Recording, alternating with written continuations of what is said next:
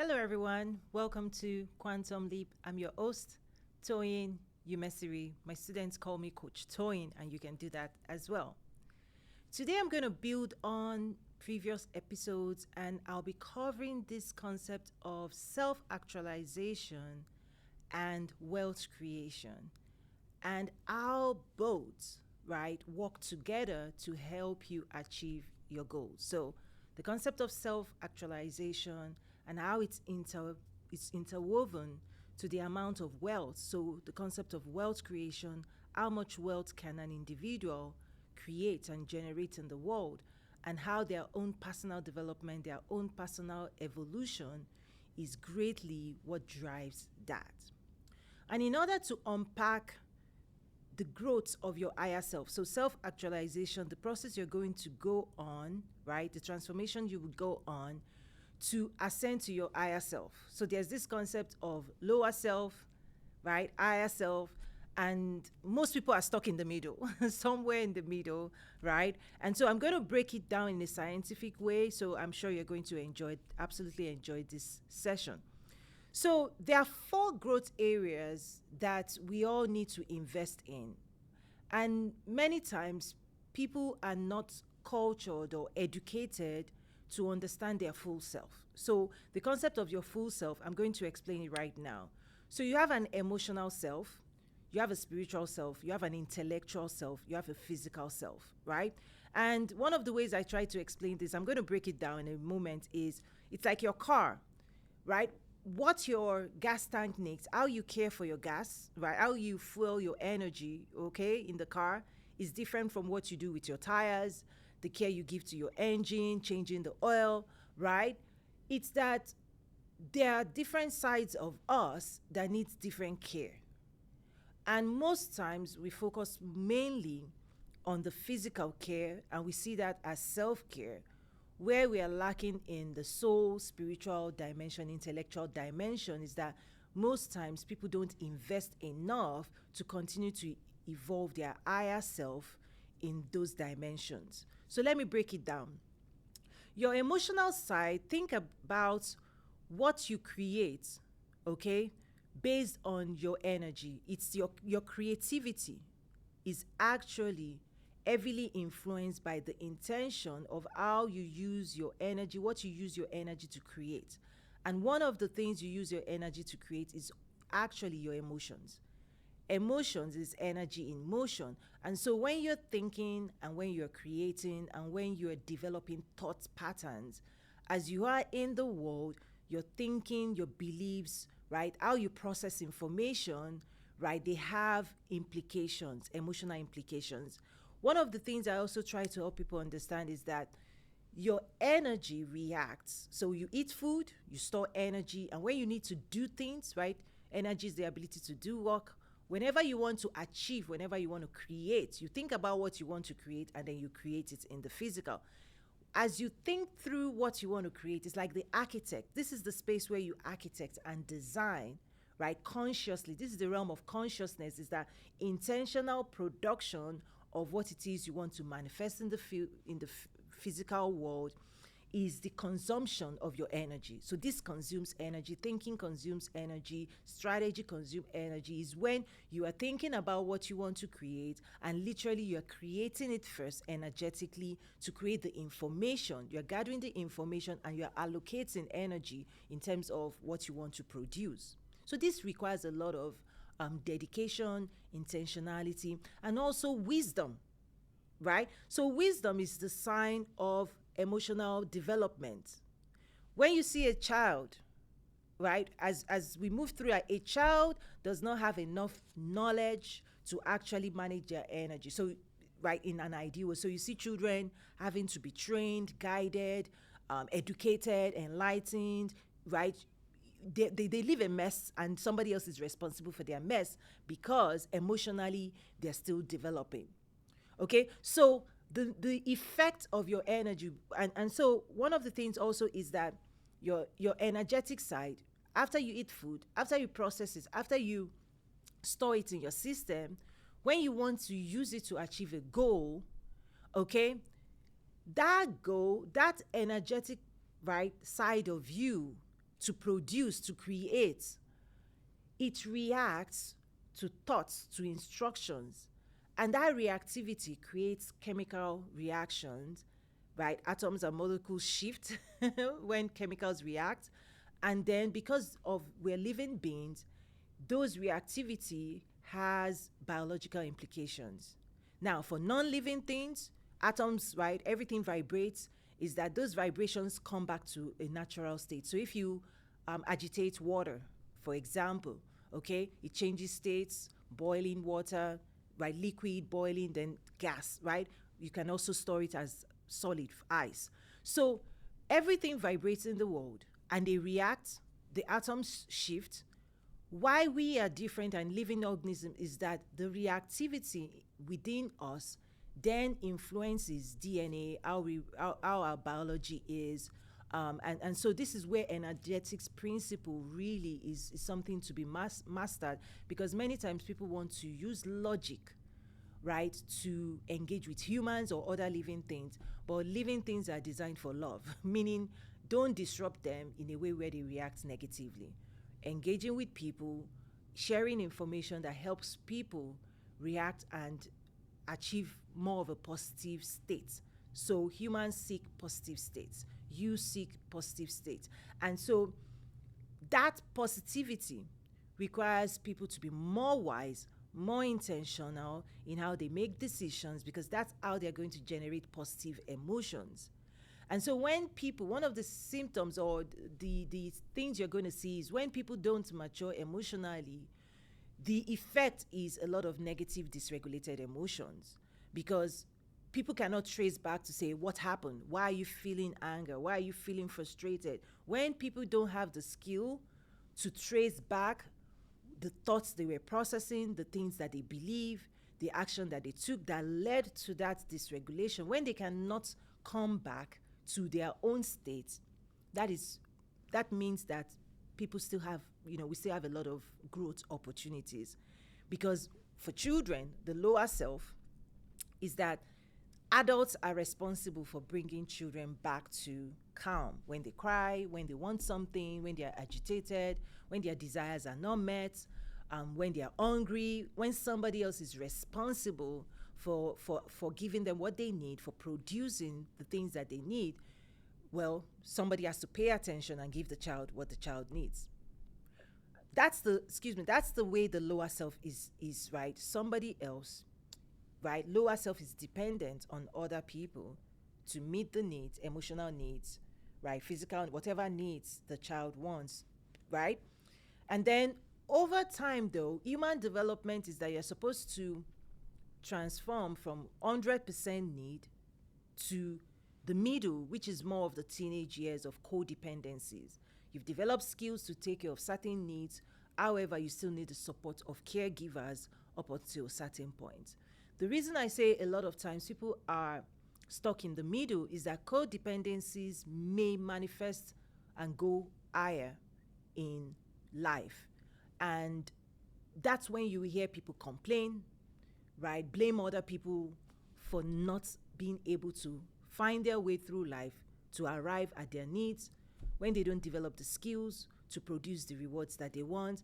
And so you realize that also that impacts wealth creation, is that if you have a desire to produce a certain level of wealth, as long as you are not pursuing the know-how, and as long as you don't feel that you are 100% responsible for producing that level of reward in the world, and you're not mobilizing yourself and your energy and all of your capacity to pursue what it is you want, and you don't have the confidence to do it, but you are limited, you feel limited by low self emotions, fear, doubt, insecurities, all of those things that has not been dealt with, that actually creeped in from teenage years when people felt powerless, right? They depended on other people and all of that. So I'm connecting a lot of things here for you so that people gain awareness of what's going on, is that when people don't mature in terms of emotional development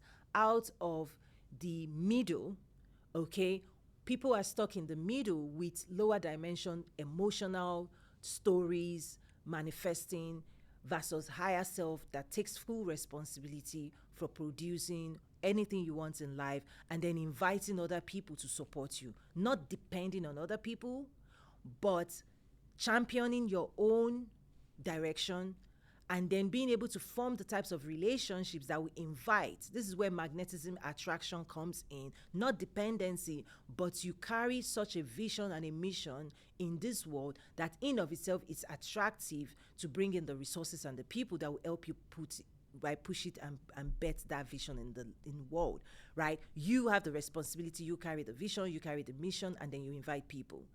Codependency is people don't want to carry the vision, or they feel incapable of carrying their own vision.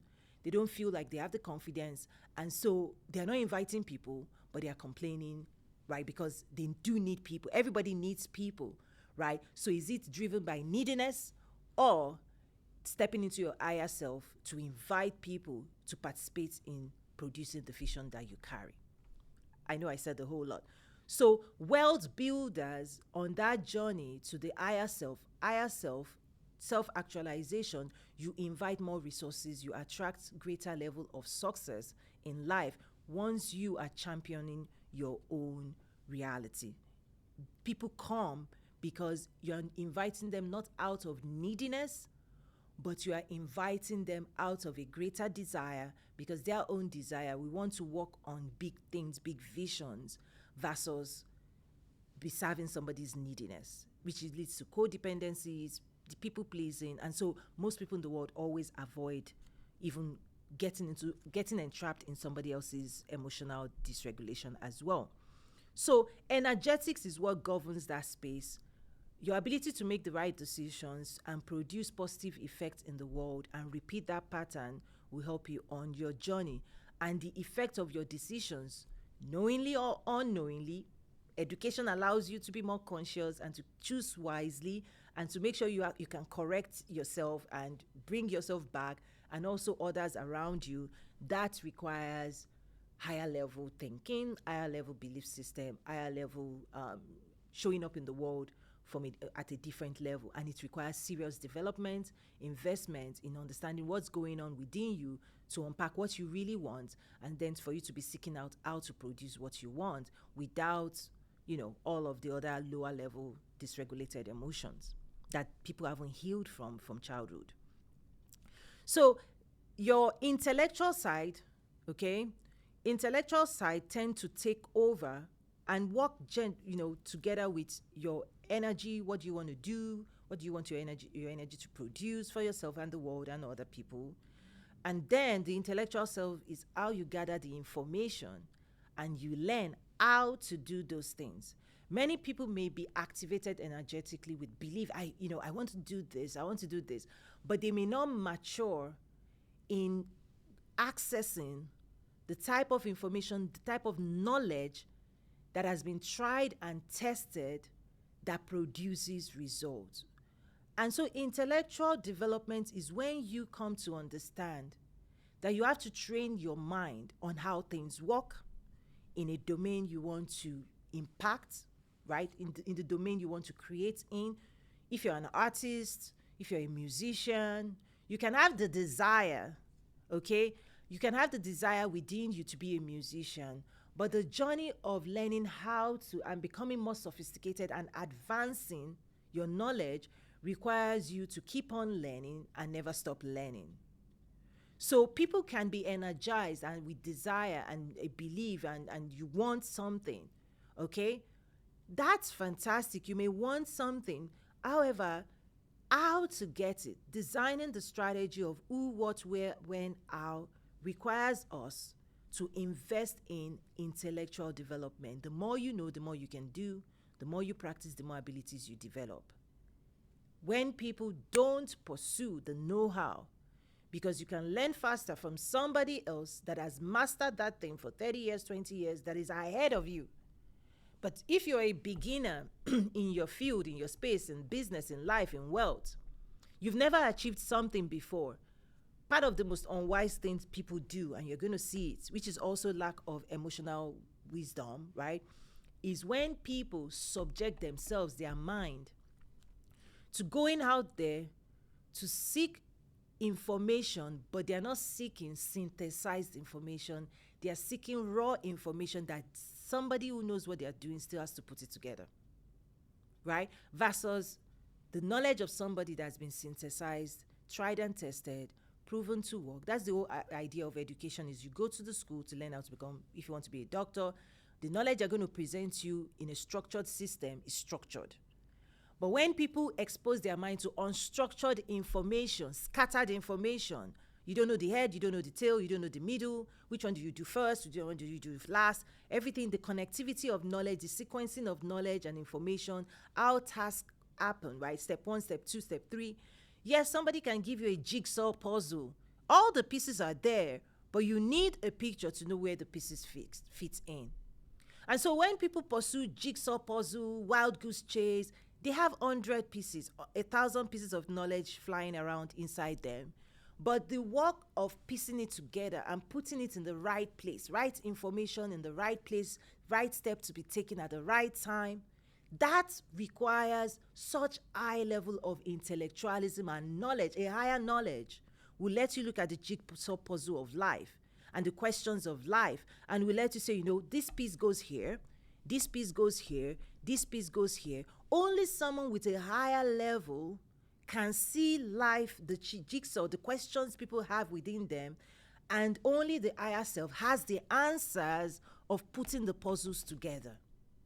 And so when you find people playing with jigsaw puzzle, right, going to information highway of life and gathering raw data, they still have to sit down with the raw information intellectually and figure out, how do you fit it together to even see the big picture of the journey you want to go on?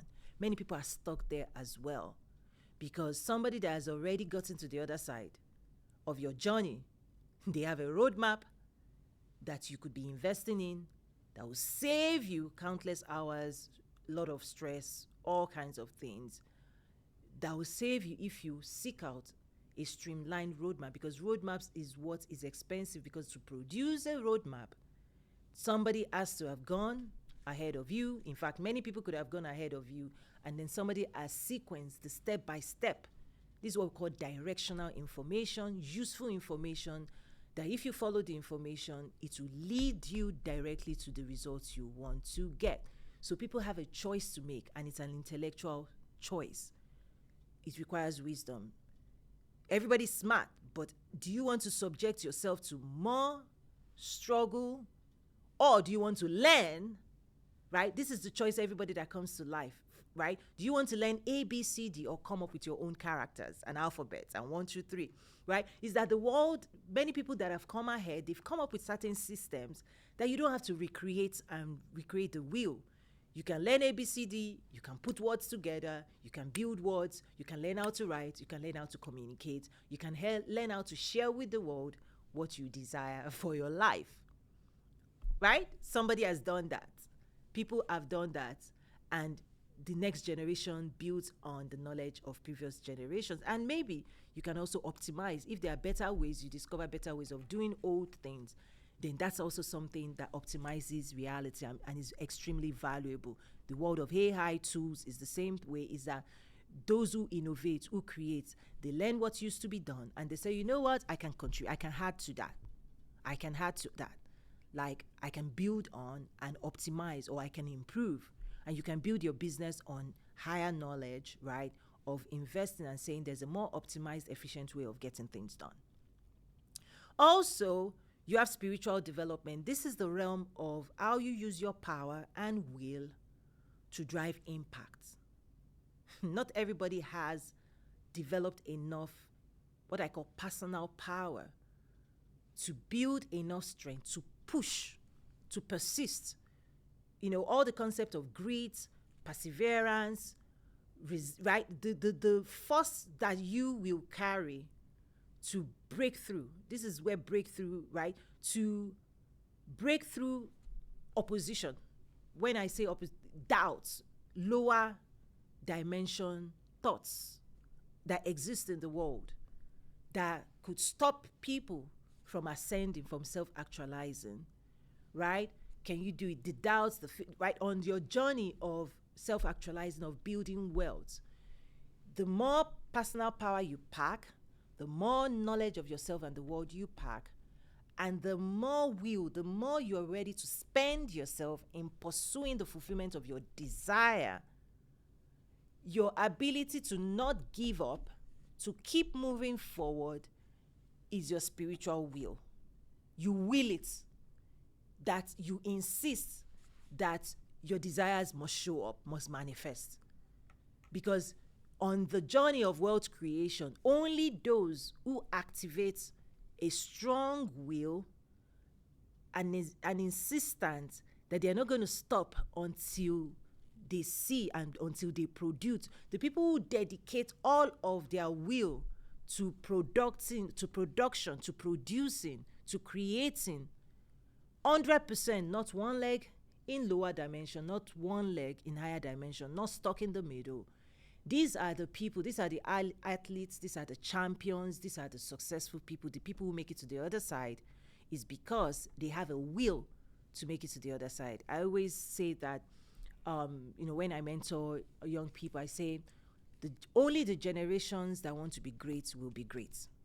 Because it's connected to your will, your desire, and your decision that you're going to produce a certain realm and reality in the physical world. You're going to build your business is going to look this way. You're going to build the house is going to look this way. And as long as it doesn't look the way you want it to look, you're never going to stop. You're going to make sure that your physical reality produces what you are carrying inside you.